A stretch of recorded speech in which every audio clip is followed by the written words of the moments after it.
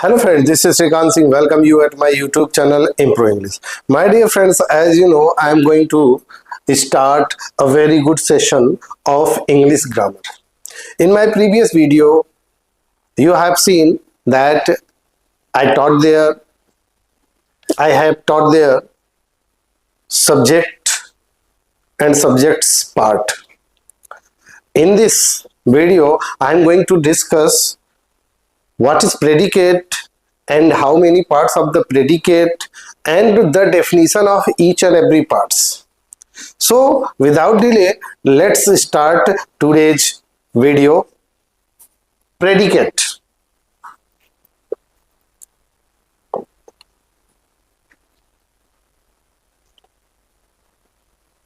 Predicate Hindi word इसका होता है विधेय. क्या होता है? विधेय, जिस पर काम किया जाता है. काम करने वाले को सब्जेक्ट, और जो भी करने वाला काम करता है उस पूरे काम को क्या बोला जाता है? Predicate. A predicate is the part of a sentence और क्लॉज दैट टेल्स, जो बताता है. क्या बताता है? What the subject does, subject क्या करता है, और इज क्या है. सब्जेक्ट क्या करता है और क्या है. क्या करता है या क्या है. Parts of predicate. Let's see parts of predicate. Predicate के स्पेशली तीन भाग होते हैं: verb, object and other words. Verb, object and other words. तो हम आगे बढ़ेंगे और देखेंगे एक एक पार्ट को हम आगे बढ़ते हुए समझेंगे. वर्ब, पहला पार्ट जो है वो है वर्ब. आप यहां पे देख सकते हैं वर्ब.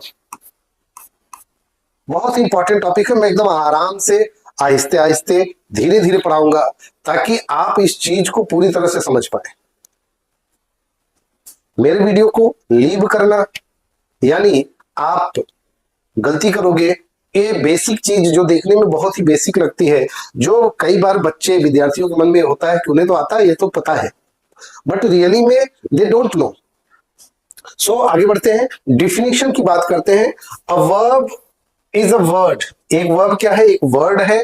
दैट शो, जो दिखाता है, एंड एक्शन को दिखाता है. क्या दिखाता है? एक एक्शन को दिखाता है. ऑकरेंस, घटना को दिखाता है, या स्टेट ऑफ बीइंग, होने की स्थिति को दिखाता है. तीन चीज. क्या दिखाता है? एक्शन दिखाता है, घटना दिखाता है, या स्थिति दिखाता है कि कौन क्या है. It is the main part of the predicate. ये प्रेडिकेट का एक मेन भाग होता है.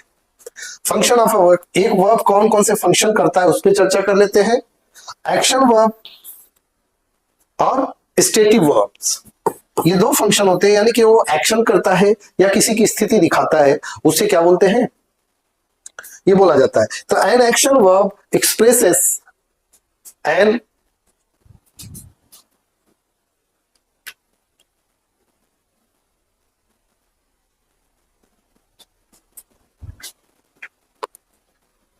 action verb and stative verb. An action verb expresses something that a person, animal or object does. जो एक पर्सन, एनिमल या ऑब्जेक्ट करता है उसे कौन दिखाता है? वो एक्शन वर्ब के थ्रू होता है. जब एक्शन किया जाए, जब सब्जेक्ट के द्वारा यानी कि वर्ब के द्वारा किसी की स्थिति बताई जाए तो उसे स्टेटिव वर्ब बोलते हैं. एग्जांपल यहां पे देखिएगा, ही रन्स एवरी मॉर्निंग. वह प्रत्येक सुबह दौड़ता है. यानी कि सब्जेक्ट ही के द्वारा एक एक्शन किया जा रहा है. वो एक्शन कौन सा है? दौड़ने का, एक प्लेस से दूसरे प्लेस पर दौड़कर जाने का. She believes in hard work. वह विश्वास करती है. उसका एक्शन है. किसका एक्शन है? उसका विश्वास करना है. किसमें? कठोर परिश्रम में. आगे देखिए, स्टेटिव वर्ब क्या कहता है? I am a teacher. मैं एक टीचर हूं. ये मेरी स्थिति को बता रहा है. I am a teacher. I am teaching, it's my action. I am a teacher, it's my states, it's my condition. Who am I? What I am doing? I am teaching. This is my action. Who am I? I am a teacher. It is my states. This is my condition. Who am I? I am a teacher. तो जब स्थिति बताई जाए यानी कि आप हो क्या, तो इसे स्टेटिव वर्ब बोलते हैं, और जब आप क्या करते हो तो उसे एक्शन वर्ब बोलते हैं। उम्मीद है आपको समझ में आया होगा। आगे बढ़ते हैं। Kinds of verb. मैं एक एक चीज को आराम से पढ़ा रहा हूं ताकि कोई डाउट ना हो, आपको समझ में आए, कोई प्रॉब्लम्स ना आए। तो क्या होता है kinds of verb? Kinds of verb में हम बांटेंगे दो हिस्सों में, मेन वर्ब और हेल्पिंग वर्ब। मेन वर्ब और हेल्पिंग वर्ब। मेन वर्ब को पुनः मैं तीन कैटेगरी में डिवाइड करके समझने का प्रयास करेंगे, रेगुलर और irregular verb, finite and non finite verb, sometimes it is called infinite, non finite both, and transitive and intransitive. मैं एक एक को डिफाइन करूंगा, आपकी डाउट्स आज के बाद जरा ही नहीं जाएगी कि रेगुलर वर्ब क्या होता है, इरेगुलर वर्ब क्या होता है, ट्रांजिटिव वर्ब क्या होता है, इंट्रांजिटिव वर्ब क्या होता है, फाइनाइट वर्ब क्या होता है, नॉन फाइनाइट वर्ब क्या होता है, V1, V2, V3, V4 and V5 क्या होता है, और इसके बाद जो चर्चा करूंगा वो है हेल्पिंग वर्ब क्या होता है। तो आज मैं आपके सामने पूरे वर्ब्स के प्रकार को ओपन करूंगा, आपको समझाऊंगा। हेल्पिंग वर्ब में जाएंगे तो हमको तीन पढ़ने को मिलता है, ऑक्सिलरी वर्ब, या इसी को प्राइमरी वर्ब, प्राइमरी ऑक्सिलरी भी बोलते हैं, primary auxiliary, modal verbs and semi model. तो हम देख सकते हैं कि मेन वर्ब को भी मैंने तीन कैटेगरी में बांटा, उसके अंदर आपको 6 वर्ब्स को जानना होगा, और हेल्पिंग वर्ब को मैंने तीन कैटेगरी में बांटा, जिसके अंदर आपको ऑक्सिलरी की बात करें तो ऑक्सिलरी टोटल होते हैं 11, मॉडल्स जो होते हैं वो होते हैं 10, और सेमी मॉडल जो होते हैं होते हैं 3। तो आज का जो टॉपिक कवर करने जा रहा हूं, आज मैं टॉपिक करूंगा इस वीडियो में ये वर्ब, मेन वर्ब क्या क्या होते हैं, उनकी डेफिनेशन क्या होती है, आप कैसे समझोगे। नेक्स्ट वीडियो में मैं चर्चा करूंगा हेल्पिंग वर्ब पर। तो देखते हैं, आज की वीडियो आपके लिए कारगर सिद्ध होगी, आपके यूज की होगी। आगे बढ़ते हैं और समझते हैं।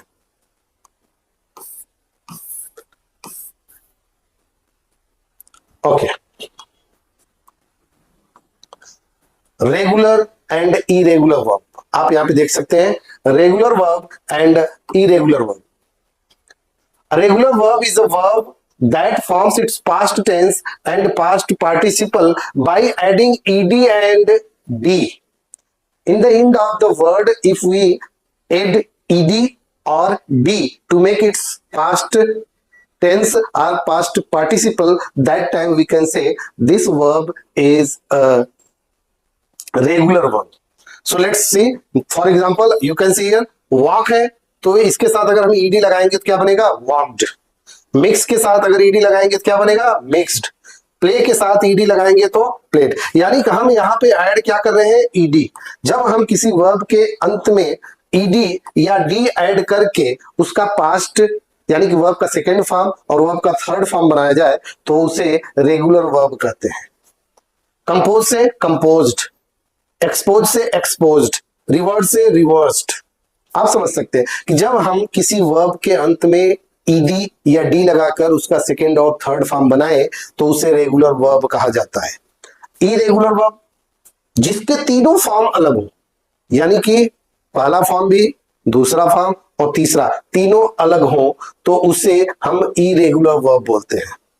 अगर हम दूसरा नाम दे तो रेगुलर वर्ब को ही वीक वर्ब भी बोला जाता है। क्या बोला जाता है वीक वर्ब, और इरेगुलर को ही स्ट्रॉन्ग वर्ब भी बोला जाता है। स्ट्रॉन्ग वर्ब और वीक वर्ब क्यों बोला जाता है उस चीज को भी समझिएगा। स्ट्रॉन्ग वर्ब वीक वर्ब इसलिए बोला जाता है क्योंकि ये सिंपल होता है कि ईडी या डी लगाओ, इसका सेकंड और थर्ड फॉर्म आपको पता तैयार, आपको बहुत ज्यादा मेहनत हार्ड वर्क करने की जरूरत नहीं। लेकिन इरेगुलर यानी कि स्ट्रॉन्ग वर्ब बोला जाता है क्योंकि उसके प्रत्येक वर्ब के जो फॉर्म होते हैं फर्स्ट सेकंड थर्ड वो चेंज होते हैं, बदलते हैं, जो रीडर्स को, स्टूडेंट्स को याद करने में कठिनाई होती है, दिक्कत होती है, और उसको वो काफी परिश्रम करके हार्ड वर्क करके उसको याद करना पड़ता है, इसलिए उसे स्ट्रॉन्ग वर्ब बोला जाता है।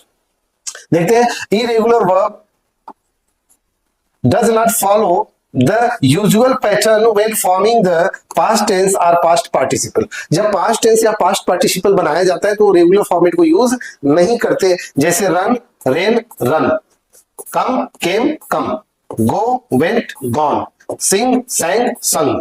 तो ये मैंने कुछ वर्ड्स लिए, बहुत से वर्ड्स हैं, तो आप इसको प्रैक्टिस करिए, याद करिए और आगे बढ़िए। Let's see some more. Now finite and non-finite verb. What is finite verb? What is a non-finite verb? This is the question. Finite verb क्या होता है? A finite verb shows tense, number and person. Number, person और tense को दिखाने वाला जो verb होता है उसे फाइनाइट वर्ब बोलते हैं। यानी कि अगर हम दूसरे वाक्यों में बोले, मैं खुद से बोलूं, तो अपने आप में कोई भी वर्ब, चाहे वह एक्शन वर्ब हो चाहे स्टेटिव वर्ब हो, उसे फाइनाइट वर्ब कहा जाता है। कोई भी, I am teaching, teaching, am, both are called, we can say, finite verb. Here am is an auxiliary, but teaching is finite. When I say I am a teacher, it's a stative, it's also finite verb. So let's see. दूसरे वाक्य में अगर बोलूं, without finite verb there is no sentence. Without finite verb there is no sentence. Let's go ahead. She eats a banana. She eats a banana. He walks up early in the morning. We played football yesterday. You read a book. ये finite verb है। Non finite की तरफ चलिए। Non finite verb उसे कहते हैं जो subject के पर्सन, नंबर और टेंस के अनुसार ना बदले, पर्सन, नंबर और टेंस के अनुसार चेंज ना हो, उसे क्या बोलते हैं? नॉन फाइनाइट या इनफाइनाइट। नॉन फाइनाइट भी बोला जाता है और इनफाइनाइट भी बोला जाता है, इनफाइनाइट वर्ब। तो देखिए इसके अंदर तीन आते हैं, infinitive, gerund and participles. Infinitive, gerund and participle. यहां पे मैं ऐड कर दूं थोड़ा सा, जो इंफिनिटिव होता है 2 + V1 होता है, और कभी कभी सिर्फ V1 भी इंफिनिटिव होता है। जेरंड जो होता है ये V1 + ing होता है, और ये हमेशा वाक्य में नाउन का काम करता है। पार्टिसिपल जो होता है ये V1 + ing भी होता है, इसे प्रेजेंट पार्टिसिपल, और V3 भी होता है, इसे पास्ट पार्टिसिपल बोला जाता है। तो यहां पे हम समझते हैं, he likes to play, to play, this is an infinitive, seeing is believing, this is gerund, and rolling stone, this is a present participle।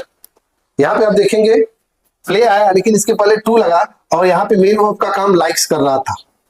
Second वाक्य में देखेंगे सीइंग इज बिलीविंग, यहां पर इज फाइनाइट वर्ब का काम कर रहा था, और थर्ड में देखेंगे तो यहां पर रन फाइनाइट वर्ब का काम कर रहा है, जबकि ये रोलिंग स्टोन, जो स्टोन है ये रोल कर रहा है, यानी कि लुढ़कता हुआ। लुढ़कना, रोल एक वर्ब है, लेकिन जब आईएनजी लगा के उसके बाद कोई नाउन रखेंगे तो वह प्रेजेंट पार्टिसिपल का काम करता है, जिसे दूसरे शब्दों में हम वर्बल एडजेक्टिव भी बोलते हैं। यही जो जेरंड होता है, यानी दूसरे शब्दों में जेरंड इंफिनिटिव को वर्बल नाउन और प्रेजेंट पार्टिसिपल यानी कि जो आपका पार्टिसिपल होता है, इसे वर्बल एडजेक्टिव बोला जाता है। आगे बढ़ते हैं। ट्रांजिटिव एंड इनट्रांजिटिव वर्ब, इस चीज को भी आपको जानने की जरूरत है, क्योंकि बहुत बच्चे इसमें गलती करते हैं, उनको समझ ही नहीं आता है कि ट्रांजिटिव वर्ब क्या होता है, इनट्रांजिटिव वर्ब क्या होता है। तो आइए इस वीडियो में हम उसको भी कवर कर लेते हैं। Transitive verb, a transitive verb is the verb that requires an object to complete it. उसे अपने आप को कंप्लीट करने के लिए क्या चाहिए? एक ऑब्जेक्ट चाहिए। For example, she buys a book, she buys a book, वह खरीदती है, क्या खरीदती है? एक बुक खरीदती है। यू प्लेड चेस, तुम खेले क्या? Chess. Eat pizza, displays the picture. यहां पे देखिए ये जो वर्ब है बाइज, प्ले, ईट, डिस्प्ले, ये अपनी बात क्या ले रहे हैं? एक ऑब्जेक्ट ले रहे हैं, यानी कि बिना ऑब्जेक्ट के ये क्लियर ही नहीं कर रहे हैं। जबकि इंट्रांजिटिव वर्ब जो होता है ये अपनी बात ऑब्जेक्ट नहीं लेता, यही अंतर है। इंट्रांजिटिव वर्ब जो अपना प्रभाव दूसरे पर पास ना करे, उसे क्या बोलते हैं? इंट्रांजिटिव। और ट्रांजिटिव क्या बोलते हैं? जो अपना प्रभाव दूसरे पर पास कर दे। Transitive, trans means to pass, trans means to pass. तो इसीलिए ट्रांजिटिव वर्ब का मतलब होता है जो अपने प्रभाव को, यानी कि जब उसके थ्रू कोई काम किया जाता है तो अपने प्रभाव को ट्रांस कर दे, पास कर दे किसी दूसरे चीज में, यानी वो क्या चीज होगा? ऑब्जेक्ट होगा। तो उसे क्या बोलते हैं? Transitive verb. और जब ऐसा वर्ब जिसके सहायता से काम किया जाए बट वह काम को ट्रांसफर ना करे, ट्रांस ना करे, यानी पास ना करे किसी चीज की तरफ इंगित ना करे, दिखाए ना, तो उसे इंट्रांजिटिव वर्ब बोलते हैं। उम्मीद है आपको समझ में आ रहा होगा। एग्जाम्पल देखते हैं, he sleeps on the bed. Sleeps सोती है, सोता है। शी वेंट वह गई, कहां पर, टू द स्कूल, यानी कि अपने प्रभाव को पास नहीं कर रहा है। यू रन तुम दौड़ते हो, फॉर द रेस कॉम्पिटिशन प्रभाव को ये ट्रांसफर नहीं कर रहा। जब ये अपने प्रभाव को ट्रांसफर करे तो ट्रांजिटिव वर्ब, ना करे तो इंट्रांजिटिव वर्ब। मुझे उम्मीद है आपको ये समझ में आ रहा होगा। आज के बाद ये छोटी छोटी गलतियां आपकी बंद हो जाएंगी।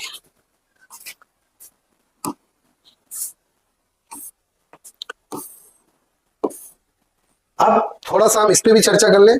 हम नेक्स्ट वीडियो में आपको इसके विषय में पढ़ाएंगे। मॉडल वर्ड्स पर एक मेरी पूरी वीडियो रहेगी जो आपको मॉडल और सेमी मॉडल पे, क्योंकि इसमें भी बहुत बच्चों को कंफ्यूजन होता है कि कैन का प्रयोग कैसे करें, कुड का प्रयोग कहां पे करें, मे और मस्ट कैसे करें, माइट का यूज कैसे करें, शैल शुड। तो ये सब जो चीजें हैं, ये लगभग 10 मैंने बताया कि modal verbs and 3 semi modal verbs हैं, जिसे मार्जिनल वर्ब्स भी बोला जाता है। तो इसको हम चर्चा करेंगे नेक्स्ट वीडियो में। आज की वीडियो में हम ऑक्सिलरी वर्ब क्या होता है इस पे चर्चा करेंगे, क्योंकि ऑक्सिलरी वर्ब अपने आप में एक टिपिकल वर्ब है और हम इसको हल्के में लेते हैं, यानी इसको हम समझ नहीं पाते। तो मैं ट्राई करूंगा कि आज की वीडियो में आपको समझ में आए। ऑक्सिलरी वर्ब क्या होता है? An auxiliary verb is a verb used with a main verb to form tenses, voices, moods and questions.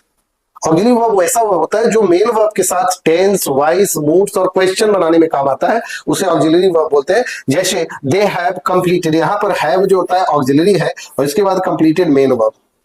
यहां पर आप पढ़ेंगे आगे, ये डिड नॉट, डिड ऑक्सिलरी है, इसके बाद मेन वर्ब प्ले है। यहां पर डू ऑक्सिलरी है और यहां पर main verb sing. Meera had, यहां पर had a love for lord Krishna, तो यहां पर ये हैड जो है ये ऑक्सिलरी का काम करता है और यहां पे क्या है, love for lord Krishna. Modal verb क्या होते हैं? A modal verb is a type of auxiliary, यह भी एक ऑक्सिलरी का ही टाइप है, that expresses ability, capability, possibility, permission, necessity, और भी आगे हम ऐड करें तो request, suggestion, advice, many more. तो इस चीज को ये दिखाता है। For example, you must read. एक चीज यहां पे मैं ऐड कर दूं, मॉडल वर्ब हमेशा अपने बाद V1 लेता है।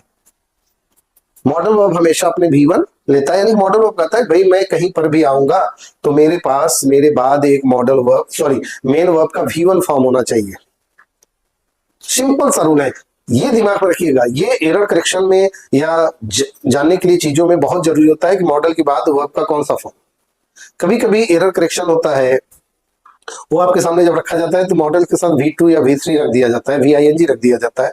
तो ये कंफ्यूजन नहीं होना चाहिए। आपको ये जानना चाहिए कि मॉडल्स हमेशा अपने बाद V1 लेता है, उसके एडजेसेंट वर्ड में जब भी कोई वर्ब आएगा तो V1 में ही आएगा। We can play, he may come, she ought to follow. अब सेमी मॉडल वर्ब पे आते हैं। सेमी मॉडल वर्ब 3 होते हैं। A semi-modal verb function like a model but follows some regular verb patterns. ये भी मॉडल की तरह काम करते हैं बट फॉलो करते हैं, कुछ रेगुलर पैटर्न को फॉलो करते हैं। जैसे she used to live here, वह यहाँ पर रहा करती थी। He dares to go outside in night, रात को उसकी बाहर जाने की हिम्मत है। You need to explain the situation, तुम्हें सिचुएशन को एक्सप्लेन करने की जरूरत है। तो यहाँ पे यूज टू पास्ट हैबिट्स को दिखाने के लिए प्रयोग किया जाता है। डेयर्स हिम्मत, चुनौती, डेयर दिखाने के लिए किया जाता है। एंड नीड जरूरत, नेसेसिटी को दिखाने के लिए किया जाता है। तो उम्मीद है ये तीनों आपको समझ में आए होंगे। आगे बढ़ते हैं।